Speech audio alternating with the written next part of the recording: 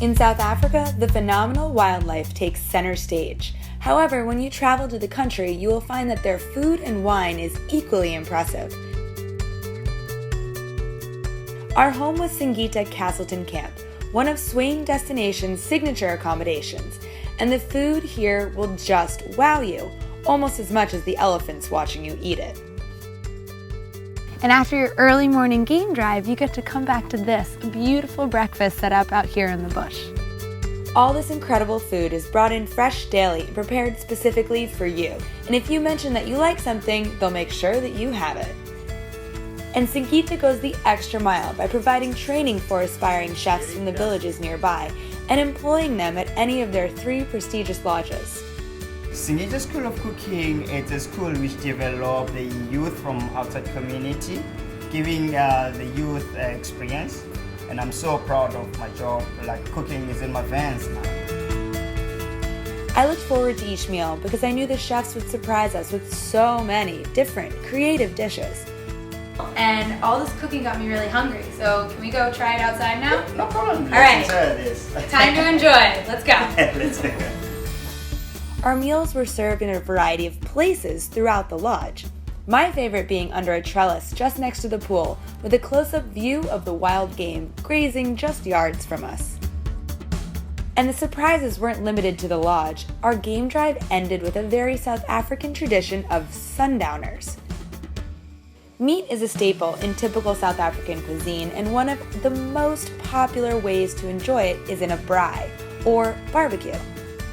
Our braai was set up right on the lodge property, lit only by firelight, and there we indulged in meat in all sizes and tastes. Wild game like kudu, choice cuts of beef, pork, sausage, and I loved every bite. And the grand finale blew me away, a traditional dance around the fire with the local staff, a very fun way to burn off some of those meaty calories. Capetown lives up to its reputation as a blossoming food and wine hub. It is a melting pot of people and cultures, and nowhere is that more evident than in its food. I wanted to try some authentic street food, so U.S. Tour Operator Association member Swain Destinations took us to the colorful Bo Kap neighborhood. This part of town has mostly residents of Malaysian descent. Cape Malay cuisine is very popular in Capetown, and here in the Bo Kap neighborhood you can get some of the best. I'm going to try out some of these snacks. They're fried samosas and pies, and they look really good. I'm going to grab some biltong too. It's a tasty snack. It's just like beef jerky. The beachfront is known for its cafes and bars and restaurants, and it's a great spot to come and have a coffee or a tea. I'm having the local natural tea, rooibos, but it doesn't have any caffeine, so I got a shot of espresso on the side. In Capetown, new hot restaurants and exciting menus are popping up everywhere. Since Capetown is located right on the water, seafood here is super fresh. And one of the local favorites is the king clam. It's served super thick, it's with white fish, and it's delicious any way you prepare it. And over in the nearby winelands, there's no shortage of exquisite restaurants.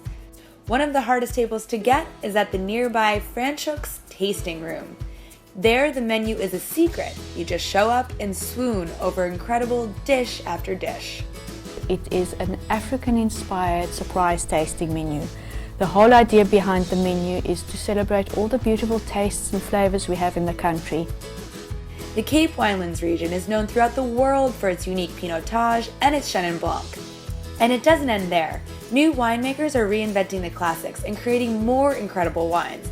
And Swain Destinations gave us a custom tour of the colonial towns and top vineyards in this region. South African wines in general are of a high standard, a good quality. A lot of young winemakers coming through in South Africa, and they have a lot of ideas, a lot of experiences. And our wines are generally doing well all over. Our wines are received very well all over the world. The Telegraph Estate is a wine experience unlike any that I've ever had. Just walking into this space is completely transporting, and their wine tasting here is a great way to enjoy some of South Africa's award-winning wine in a beautiful setting. For a dinner with a side of entertainment, we stopped by Richard's Supper Stage and Bistro. This interactive dinner show included a comedic history of South Africa, excellent performers and singers, dancing, and of course, some delicious Capetonian specialties, served buffet style.